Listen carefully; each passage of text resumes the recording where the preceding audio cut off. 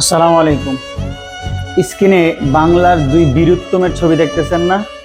বাংলাদেশে ক্লান্তি লগ্নে যাদের কোনো ভূমিকা নাই, এদেরকে আমরা আইডল মনে করি, তারুণ্যের আইডল।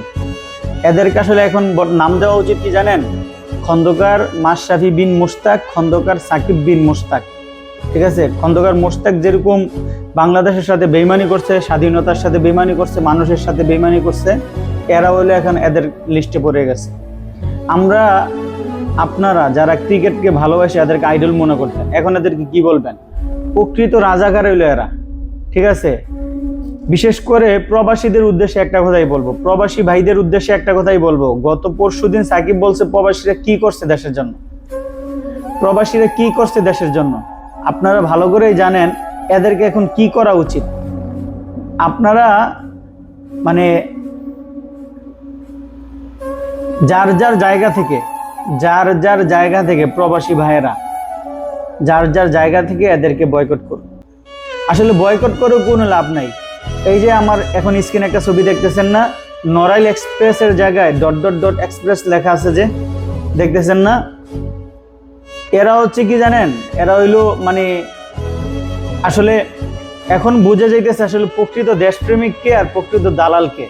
যারা বাংলাদেশের পতাকা মাথায় দিয়া, বাংলাদেশের জার্সি গায়ে দিয়ে রাজপথে নেমে আন্দোলন করে, তাদের বুকে গুলি করার পরে যারা বাংলাদেশের পতাকা বহনকারী, বাংলাদেশের ক্রিকেট দলের ক্যাপ্টেন, বাংলাদেশের জনসাধারণ তারুণ্যের আইডল, এরা আজকে চুপ কেন? এরা কেন চুপ আজকে? এদের মুখের মধ্যে কি সুপারগুলো লেগে গেছে গা? একজন বৈশাখ আনাটার মধ্যে বেডি মেতলে রেস্টুরেন্টে গিয়ে খানা খায়, হ্যাঁ? আর দেশের ব্যাপারে কোনো আরেকজন তো দেশেই আছে, দেশে থেকে কি এগুলো তার চোখে পড়ে না? এগুলো গিয়ে তার চোখে পড়ে না।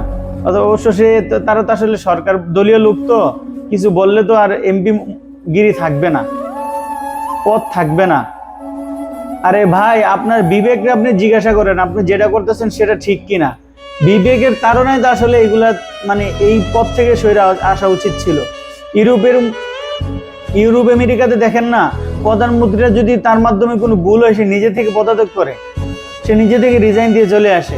আর আপনারা অবশ্য বাংলাদেশে যারা এইসব কাজের মধ্যে লিপ্ত থাকে, এরা তো কখন খাবে, কখন দালালি করবে এই চিন্তা করে। জাতি আপনাদেরকে মনে রাখবে, মাশরাফি বিন মুর্তজা, সাকিব আল হাসান আপনাদেরকে জাতি মনে রাখবে, এবং প্রবাসীরাও মনে রাখবে।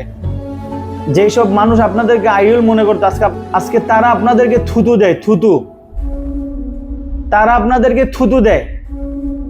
এই ধরনের মাশরাফি ওরফে মুশতাক, এই ধরনের মাশরাফি আর হইছে সাকিব, এরা হইছে আর আসলে সবচেয়ে বড় রাজাকার, যারা তরুণদের রক্তের সাথে বেইমানি করে চুপ করে বসে আছে। এরা হলো সবচেয়ে বড় রাজাকার, যারা এত হাজার মায়ের বুক খালি হওয়ার পরে এখন পর্যন্ত চুপ করে বসে আছে। বাচ্চা থেকে শুরু করে এমন একটা মানে শ্রেণীর মানুষ আছে যে এখন পর্যন্ত নিহত হয়নি। কোমলমতি বাচ্চা, যুবক, কিশোর, বৃদ্ধ সবাই তো নিহত হয়েছে। এরপরও এদের বিবেক চুপ করে বসে আছে। ভাই, বোঝা গেছে কে প্রকৃতপক্ষে দেশপ্রেমিক আর কে প্রকৃতপক্ষে দালাল।